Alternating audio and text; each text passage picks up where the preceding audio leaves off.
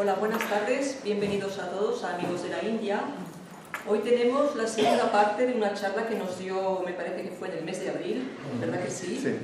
Que fue sobre la leyenda del Grial. Y hoy hablaremos de la leyenda del Grial y la descendencia de Jesús, con Jonathan Crespi. Crespi. Sí. Bueno, buenas tardes, gracias por asistir, porque hablar de estos temas siempre es dificultoso, ¿eh? Pero bueno, hay que intentar explicar qué se dice de la descendencia de Jesús, separando el concepto religioso del histórico. De hecho, teólogos e historiadores han intentado encontrar indicios en los textos para esclarecer la vida de Jesús, puesto que los evangelios canónicos son conocidos, hablan de una vida, pero dejan muchas lagunas de incertidumbre. Entonces, claro, decir qué pasó no se encuentra fácilmente. Hay incógnitas y parece que hay algo que sea misterioso. Pero bueno, vamos a ver datos históricos con la consideración, además importante, de que muchos de los textos fueron modificados. Claro, para interpretar el idioma, evidentemente, no era el idioma que ellos traducían. Pensad que aquello estaba escrito en arameo, pero después hubo traducciones al griego, al hebreo y finalmente al latín. Este lapsus es lo que generó una cantidad de errores. Serían comprensibles hasta cierto punto y después os diré el porqué.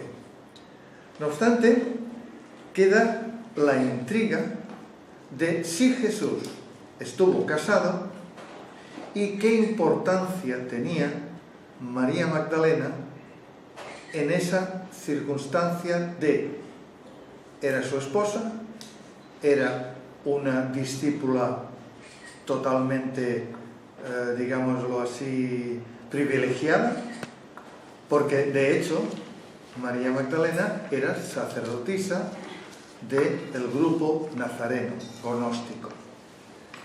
Entonces, habría que ver lo que en un momento dado sale y se conoce de un embarazo de María Magdalena antes de marzo del 33.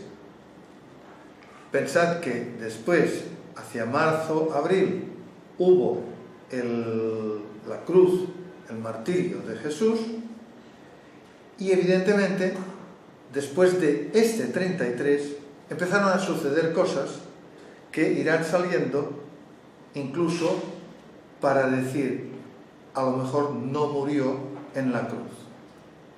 Por lo tanto, si tenemos que decir que no murió y los libros canónicos dicen que resucitó, entonces se considera esa resurrección como una parte divina o verdaderamente no murió en la cruz, fue un hombre excepcional y vivió unos años como algunos textos indican que así lo hizo. Por lo tanto, estaríamos hablando de una descendencia de Jesús y algo que sucedió entre Jesús y María Magdalena. Por lo tanto, vamos a ver qué dicen los ortodoxos. Ellos indican que Jesús estaba casado y el sentido era porque de no haber estado casado o de abstenerse de la procreación, en aquella época era considerado ofender a Dios.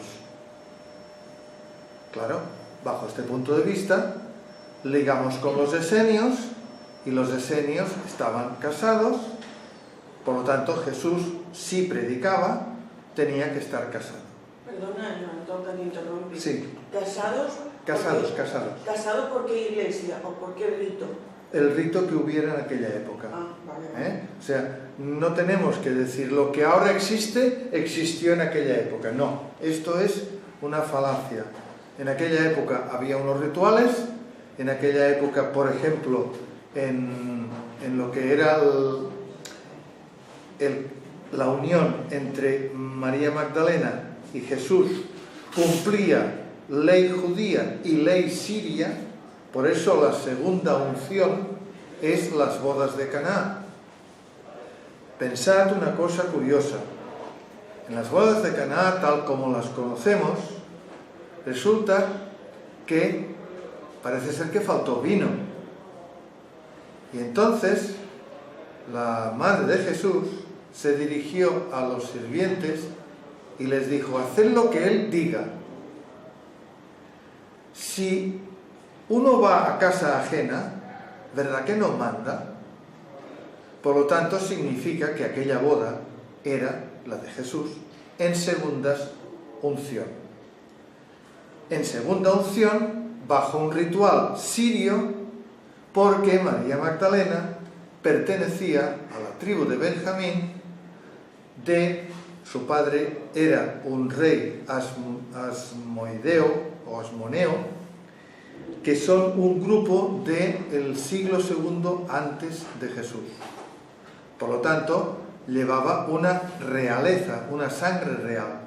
Si Jesús es de sangre real, tal como indican las Escrituras a través de su padre José, línea davídica de David, el proceso de la unión da por resultado que la descendencia es real, es de príncipes y princesas.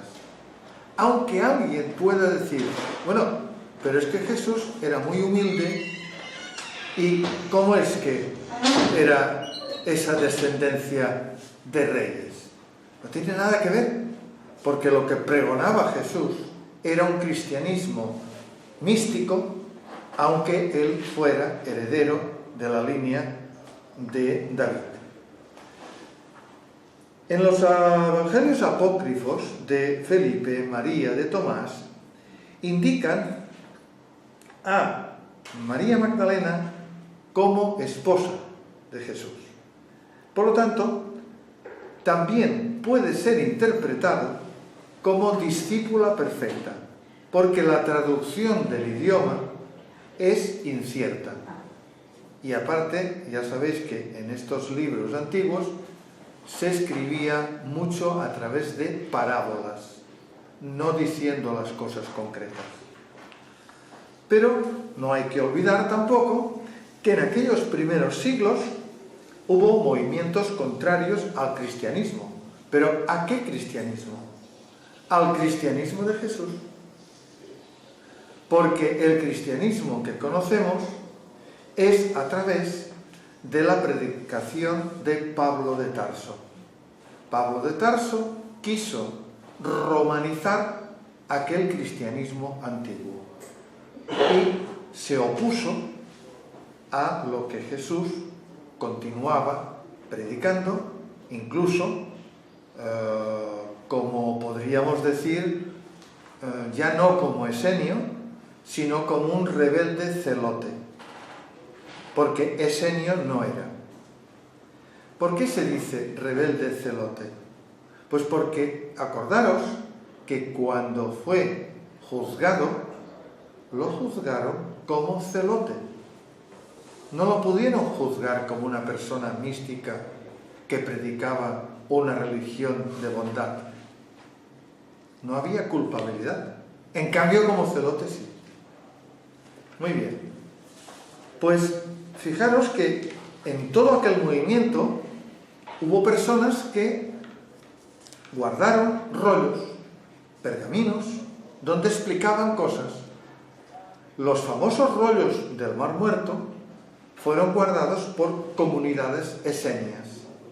Y no es que hablasen taxativamente de lo que pasó, sino que hablaban de todo un movimiento revolucionario en contra de Roma. Y entonces empiezan a ligar las cosas.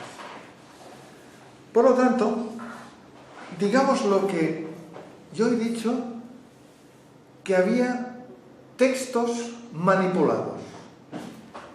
¿Cómo se puede demostrar esto? Pues la única demostración que hay es porque el que hizo toda la traducción de estos textos, que fue Jerónimo, San Jerónimo, pues este señor, evidentemente cuando los tradujo, escribió al que se los había encargado, que era el Papa Dámaso I. Y le escribió una carta diciendo, entre muchas cosas, me obligaste a escribir de los textos antiguos uno de nuevo. Por lo tanto, cuando alguien un poco instruido lo lea, podrá pensar en viva voz que fui falsificador y sacrílego por tener el atrevimiento de agregar, cambiar y corregir los textos antiguos. Esto se escribió y esta carta está escrita y está guardada en el Vaticano. Esta carta acaba diciendo: los que lo lean encontrarán otra versión al compararlo con los otros textos. Esto es muy significativo, porque está diciendo que lo que él hizo, que es la famosa Vulgata, la traducción del latín de todo lo antiguo, fue una construcción. Por lo tanto, en esa construcción, evidentemente, no podía aparecer ningún linaje de Jesús, por evidencia. Pero resulta que si se leen los libros de los Hechos de los Apóstoles y el libro de Revelaciones, que está este último encriptado, se lee una cosa muy curiosa. Dice, la palabra de Dios se multiplicaba. Si colocamos en que la palabra de Dios era como se expresaba a Jesús, está claro, Jesús se multiplicaba. Pero si yo considero que Jesús se multiplicaba en que el cristianismo se hacía cada vez más grande, es una falsedad, porque estoy hablando de Jesús y el que se multiplicaba era Jesús. Significa esto que había un linaje, una herencia genética. Por lo tanto, aquí ya vamos ahora a los historiadores, porque si últimamente se han hecho grandes descubrimientos, la pregunta es, ¿qué sentido hay para continuar ocultando esa realidad? Pero también hay que decir que ¿por qué continuar con una falsedad? Cuando precisamente hay historiadores que dicen bastante claro lo que en un momento dado sucedió bajo su punto de vista y lo que se descubre a través de las excavaciones que se van haciendo en todos los lugares. Por lo tanto, hay un interés que sería el decir, bueno, vamos a ver qué realidad hay. Pero vamos a ver, si consideramos que hubo una descendencia de Jesús, tenemos que recordar que en marzo del 33 María Magdalena estaba de 3 meses. Significa esto que en septiembre del 33 nació lo que todo el mundo ha podido leer, una niña llamada Sara, pero no solamente Sara, sino se llamaba Tamar. Puede ser Sara Tamar o Tamar Sara, porque el significado es Tamar, palmera, y Sara, princesa. Tamar por el sentido sirio y el sentido judío de Sara, que significa princesa. Por lo tanto, en aquel momento yo puedo decir que la Iglesia quiso borrar un sentido histórico y colocar un sentido trascendente, evidentemente religioso. Bien, me lo creo. Pero entonces la pregunta es, si toda esa realidad que se está explicando está tergiversada, ¿qué sentido tiene precisamente esa forma trascendente? Vamos a ver otro punto muy importante. Si resulta que Jesús no murió en la cruz, significa que fue un gran martirio, significa que lo acusaron de celote y entonces dieron un ejemplo al pueblo judío porque querían rebelarse contra Roma, y recordad que al final Jerusalén fue totalmente arrasada por las huestes de Tito. Entonces resulta que el pueblo judío lo que no quería era la dominación romana.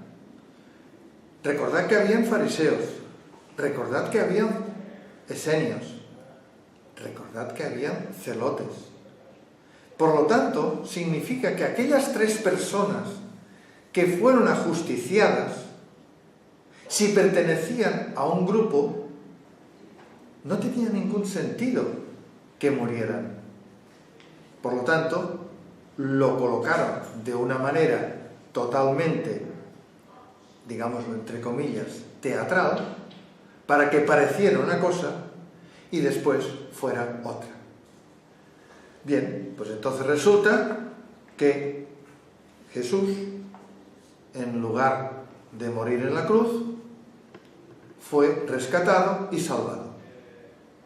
Bien, de los otros 2, uno fue cambiado. ¿Cuál fue cambiado? El que pertenecía a la rama sagrada. Y lo cambió un hombre que se llamaba Simón de Cirene. ¿Por qué cambió al principal sacerdote? Porque el principal sacerdote tenía que vivir y no tocársele, como quien dice, nada de su cuerpo, porque era el padre, entre comillas, de la comunidad que en aquel momento dado existía en Judea, del grupo de los celotes. Significa esto que Jesús entonces salió curado, y el tercero era un personaje, digámoslo así, mediático. Claro, dices, bueno, ¿y qué personaje era? Pues recordad que murió uno que se llamaba Jesús Iscariote y que precisamente le denunció. Pues este pertenecía al tercero, que evidentemente murió, porque ese mediador no les valía para nada y algo tenían que justificar de forma evidente. Significa esto que una vez salvado Jesús, cuando sale de la tumba, a quien primero ve, a quien primero habla, es con María Magdalena. ¿Significa esto que tenía que ser importante? Bueno, lo dejo aquí ahora mismo y entonces me voy a antes de la muerte de Jesús, cuando Jesús predicaba, cuando Jesús tenía sus discípulos, la gran mayoría, y sus discípulos del círculo interno. Digo círculo interno como los más, digámoslo así, eruditos para conocer lo que en realidad era el mensaje de Jesús. Recordad después que hay las famosas encuentro de los apóstoles con la la bajada de la luz, de la llama, para darles conocimiento. No era otra cosa que decir, bueno, ahora podéis seguir la predicación de Jesús. Porque claro, si Jesús se manifestaba como persona, lo hubieran vuelto a matar. Por lo tanto, tenía que hacerse este juego. Todo y por eso, cuando Jesús predicaba, tanto si María Magdalena era esposa, como si María Magdalena era discípula, estaba al lado de ese círculo interno de Jesús, lo cual hacía que hubieran quejas, sobre todo Pedro. Pedro llegó a decir frases bastante importantes en contra de lo que sería la forma de que las mujeres no tenían por qué predicar. Y esto consta en los libros. Pero en estos momentos hay en el Evangelio de Felipe una epígrafe que dice: Pedro, ¿por qué la amas tanto? ¿A quién? A María Magdalena. O sea, hay que ver cosas que están escritas, que no se han podido borrar y que evidentemente han sido tergiversadas. Muy bien, pues ahora volvemos a Jesús, una vez después de su crucifixión o de su salvación del martirio, y vemos que en el mes de septiembre nace una niña. Hasta aquí podríamos decir, hasta es lógico. Lo cual significa que en los libros vuelve a surgir la forma por la cual aparecen dos hijos más. Si aparecen dos hijos más y Jesús había muerto, claro, ya no son de descendencia. Si Jesús vivió, fueron de descendencia, porque en ellos, en el libro de los Hechos, habla taxativamente de cómo se hizo lo que sería la ley que los judíos tenían para las líneas davídicas reales. Y esta ley era que si nacía una niña, el esposo marchaba a un monasterio en un celibato y estaba 3 años. Cuando volvía, engendraba un niño, volvía a marchar en el momento de nacimiento y estaba 6 años. Estas fechas son coincidentes en el libro de los Hechos. Por lo tanto, significa que el segundo hijo se llamaba Jesús y se le apodó Justus al ser nombrado príncipe en la sinagoga de Corinto años después, hacia el año 50 y pico. Muy bien, ahora vamos a ver qué dicen los historiadores. Según la historiadora Karen King, que esta señora es de Harvard, Jesús y su esposa. Esto hay un pergamino. Entonces, vuelve a ratificar la segunda unción de las bodas de Caná. Pero, claro, es que de esta manera tenemos que ir a comparar, a ver qué pasó con otra historiadora, que es la señora Bárbara Thierry. Esta señora es de la Universidad de Sydney, de la parte teológica.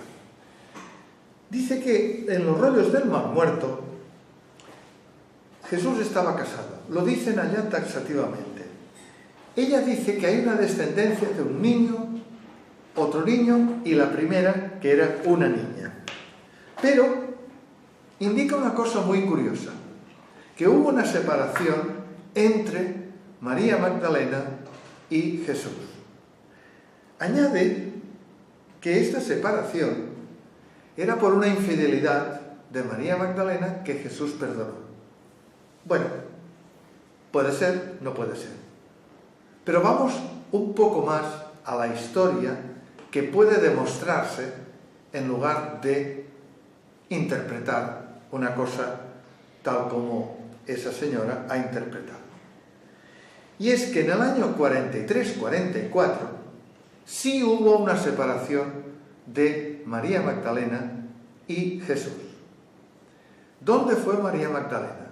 Estaban todos en Judea. Por lo tanto, en Judea se produjo una revuelta precisamente de los celotes. Por miedo a que la herencia genética de Jesús pudiera ser perseguida porque tenían ganas desde Roma cargárselos a todos, pues María Magdalena marchó con María Salomé, María Jacobí, 72 cristianos y José de Arimatea. Y esto consta en un documento que apareció después en el siglo II, traducido o copiado por el obispo Mauro, que daba certeza de que María Magdalena apareció embarazada y con 2 niños. Por lo tanto, el tercer hijo, que se llamaba José, este ya nació en el sur francés. Bueno, también podéis saber vosotros que en un momento dado, pues la leyenda de María Magdalena dice que embarcaron en una barquita y llegaron con la barquita a la isla de Ratis. Vale, esto es la leyenda, pero en una barquita no caben 72 esenios, ¿de acuerdo? Por lo tanto era un barco. Y todo esto se, digámoslo así, tramitó a través de Herodes Agripa II. Si María Magdalena hubiera sido una señora cualquiera, no se podía dirigir a Herodes Agripa II, porque era el que mandaba. Por lo tanto, tenía que ser de una ascendencia real, igual que José de Arimatea, que también era de alteza real. Tergiversado todo a través de la historia. Bien, entonces, resulta que en el 397, en el concilio de Cartago, empezaron a decir: estos evangelios no sirven, fuera, y estos 4 evangelios sirven y son los que valen. Bueno, pues si es así, mi pregunta es que María Magdalena era esposa y consorte del Mesías en un libro que apartaron. Pero después, que Jesús predicaba como rabino sin ser, digamos, sacerdote. Y ahora me preguntaréis, ¿y por qué no era sacerdote? Pues porque no lo era, porque era de la línea que le pertenecía ser rey de los judíos a través de la línea de David. Y estas líneas no eran de sacerdocio. Las líneas de sacerdocio eran las de Aarón y las de Leví. Todo y con eso, Pablo de Tarso indica que a partir del 33, lo cual significa que Jesús estaba vivo, Jesús entró en la orden de Melquisedec. Entonces era sumo sacerdote. Bien, cuando María Magdalena marchó al sur de Francia, Jesús marchó con Juan Mateo, a Asia Menor, a lo que se llama Galacia. Había un problema y lo fue a solucionar. Bien, no hay más vestigio, pero fijaros que en un epígrafe de los colonenses hay un dato que dice claramente que Jesús Justus estuvo en Roma.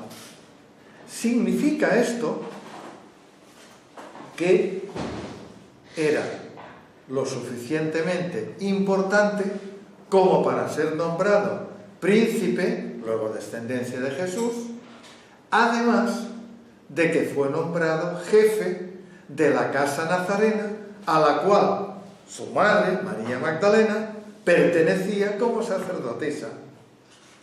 Por lo tanto, es muy normal que cuando estaban en el sur de Francia, que era precisamente este niño pequeño todavía, José de Arimatea se lo llevara a las zonas de las islas de Avalon, a Glastonbury, porque allí se hizo la primera capilla de María Magdalena. Capilla que fue consagrada por su hijo, una vez era príncipe de una parte y jefe de la casa de Nazarena por la otra. Significa esto que alguna relación hay. Todo y con eso, yo he dicho que los dirigentes de Roma pues no querían saber nada de estas líneas que seguían a Jesús. Y a través de varios edictos, sobre todo uno del año 70, mandaron para que todo lo relacionado con las líneas de David, cuidado porque esto es muy importante, fuera eliminado. Entonces, los seguidores que había en el sur francés se les conocía por los desposini, además de herederos del Señor. Luego significa que en algún momento dado no los mataron a todos y alguno quedó. No se sabe quién. Pero tenemos que volver ahora a la historia y decir, ¿qué pasó a partir del 44 en el sur francés? Resulta que aparecieron unos reyes pescadores. Claro, esto crea una duda. Reyes pescadores. Lo único que yo puedo enlazarlo sería con los descendientes de Jesús, porque al fin y al cabo Jesús habla de pescadores, habla de barcas. Significa esto que era la manera a través del encriptado de hablar de los seguidores del misticismo de Jesús. Entonces aparecen unos, digámoslo así, una tribu que estaba al otro lado del Rin, que había subido años antes por la parte del Mar Negro, y había quedado allí. Pero aquellos señores también eran reyes y se les conoce como francos sabios en la historia. Claro, cuando la caída del Imperio Romano de Occidente, Francia quedó totalmente limpia, aprovechándose todos estos tribus para bajar hacia abajo. Y casi estamos en el siglo V. Significa que del primero, segundo, tercero y cuarto hay muy poca información. Y la poca información que hay es leyenda. Incluso la leyenda del rey Arturo. El rey Arturo era de casa real a través de Sara Tamar. Fijaros que el padre del rey Arturo, que al final no lo fue, descendía también de José de Arimatea. Por lo tanto, había un simbolismo de realeza. Ahora bien, aquellos reyes no gobernaban, solamente eran guías, porque eran sacerdotes. Muy adecuado a la descendencia de Jesús. Por lo tanto, bajan los francosalios, se convierten en sicambros y enlazan con lo que sería la descendencia de los Desposini. Al enlazar, crean la primera línea de realeza merovingia. Y fijaros que los merovingios decían que eran descendientes de Noé. Y fijaros que los merovingios eran reyes sacerdotes, encima de ser arrianos. Clodoveo I, el más famoso, pero Clodoveo I se convirtió al cristianismo porque le interesó, ¿de acuerdo? Pero continuaba con la forma de nombrar a los reyes, que los nombraban a los 12 años. Significa esto que Roma no tenía el poder, y esto a Roma no le gustaba, porque a través de Constantino, recordaréis que el poder se formalizó dogmático en una iglesia católica, apostólica y romana. Y, además de esto, se cargó al arrianismo al indicar que Jesús era divino. Claro, entonces enlaza la sensación de que la iglesia dijera, no, si Jesús era célibe. ¿Por qué? Pues porque como era divino, no podía tener ni herencia ni esposa. En cambio los arrianos decían, no, Jesús es humano, por lo tanto tiene que tener herencia y esposa. Pero esto es la historia. Bien, entonces llegamos a los datos por los cuales podemos decir que hubo en el año 300 y algo un grupo de aquellos Desposini que estaban en el sur francés, que llegaron a Roma y le dijeron en aquel momento al que era obispo Silvestre, y esto fue en el 318, todavía no se decían papas, papas se dijeron más tarde, pero bueno, ya tenían suficiente poder. Y claro, los Desposini le dijeron al señor Silvestre, oiga, que no queremos ser mandados